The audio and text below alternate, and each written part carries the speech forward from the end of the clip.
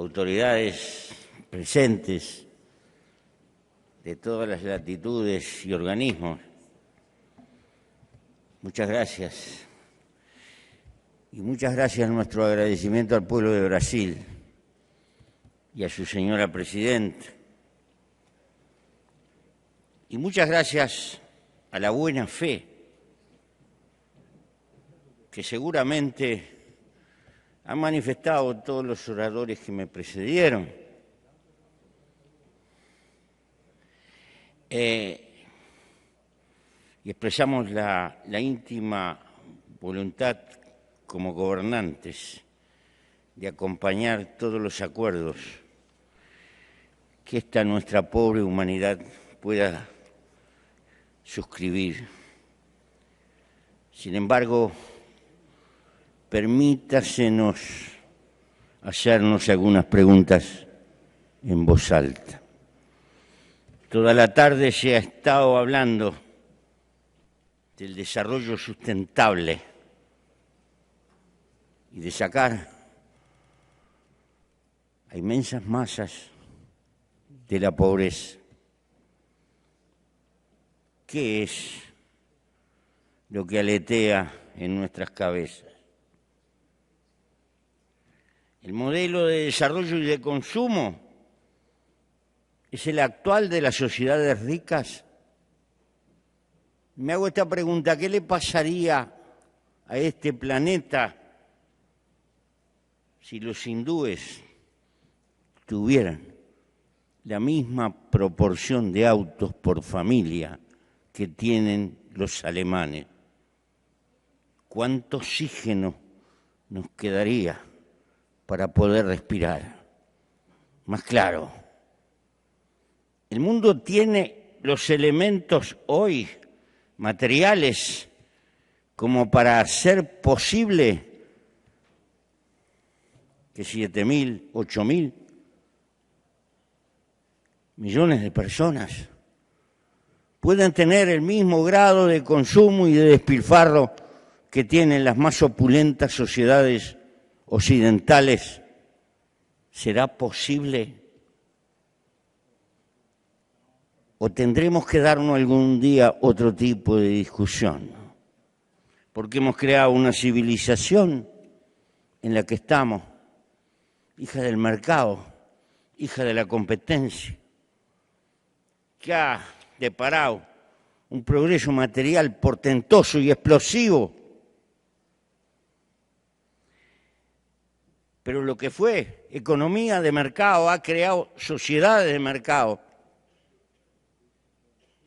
y nos ha deparado esta globalización, que significa mirar por todo el planeta, y estamos gobernando la globalización o la globalización nos gobierna a nosotros.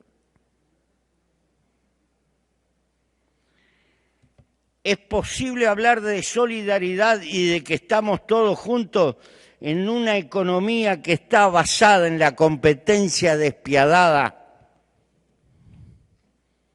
¿Hasta dónde llega nuestra fraternidad? Nada de esto lo digo para negar la importancia de este evento. No, es por el contrario. El desafío que tenemos por delante es de una magnitud de carácter colosal y la gran crisis no es ecológica, es política. El hombre no gobierna hoy las fuerzas que ha desatado, sino que las fuerzas que ha desatado lo gobiernan al hombre. Y la vida. Porque no venimos al planeta para desarrollarnos en términos generales. Venimos a la vida intentando ser felices. Porque la vida es corta y se nos va.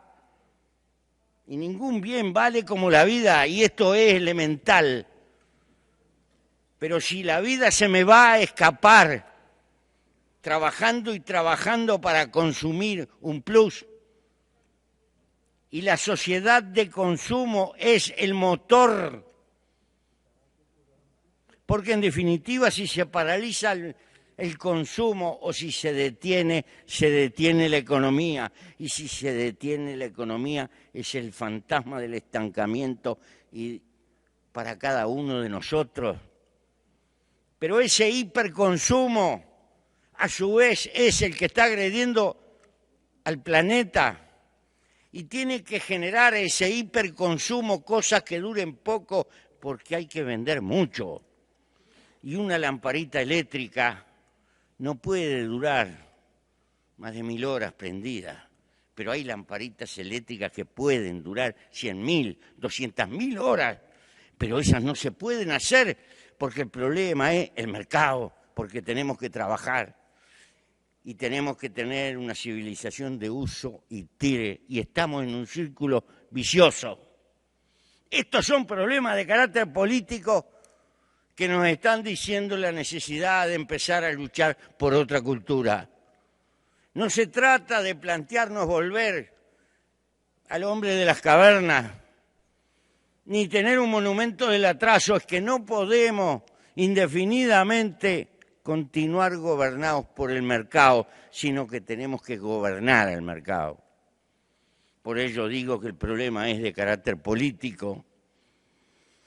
En mi humilde manera de pensar, porque los viejos pensadores definían, Epicurio, Séneca, los aymara, pobre no es el que tiene poco, sino que verdaderamente pobre es el que necesita infinitamente mucho y desea y desea y desea más y más. Esta es una clave de carácter cultural. Entonces, voy a saludar el esfuerzo y los acuerdos que se hacen. Y lo voy a acompañar como gobernante, porque sé que algunas cosas de las que estoy diciendo rechinan, pero tenemos que darnos cuenta que la crisis del agua, que la crisis de la agresión al medio ambiente no es una causa. La causa es el modelo de civilización que hemos montado y lo que tenemos que revisar es nuestra forma de vivir. ¿Por qué? Pertenezco a un pequeño país muy bien dotado de recursos naturales para vivir. En mi país hay 3 millones de habitantes, poco más, 3.200.000. Pero hay unos 13 millones de vacas de las mejores del mundo y unos 8 o 10 millones de ovejas estupendas. Mi país es exportador de comida, de lácteos, de carne. Es una penillanura, casi el 90% de su territorio es aprovechable. Mis compañeros trabajadores lucharon mucho por las 8 horas de trabajo y ahora están consiguiendo 6 horas. Pero el que consigue 6 horas se consigue 2 trabajos, por lo tanto trabaja más que antes. ¿Por qué? Porque tiene que pagar una cantidad de cuota, la motito que compró, el autito que compró, y pague cuota, y cuando quiera acordar, es un viejo reumático como yo y se le fue la vida. Y uno se hace esta pregunta, ¿ese es el destino de la vida humana? Estas cosas son muy elementales. El desarrollo no puede ser en contra de la felicidad, tiene que ser a favor de la felicidad humana, del amor, arriba de la tierra, de las relaciones humanas, de cuidar a los hijos, de tener amigos, de tener lo elemental. Precisamente porque eso es el tesoro más importante que tiene. Cuando luchamos por el medio ambiente, el primer elemento del medio ambiente se llama la felicidad humana. Gracias.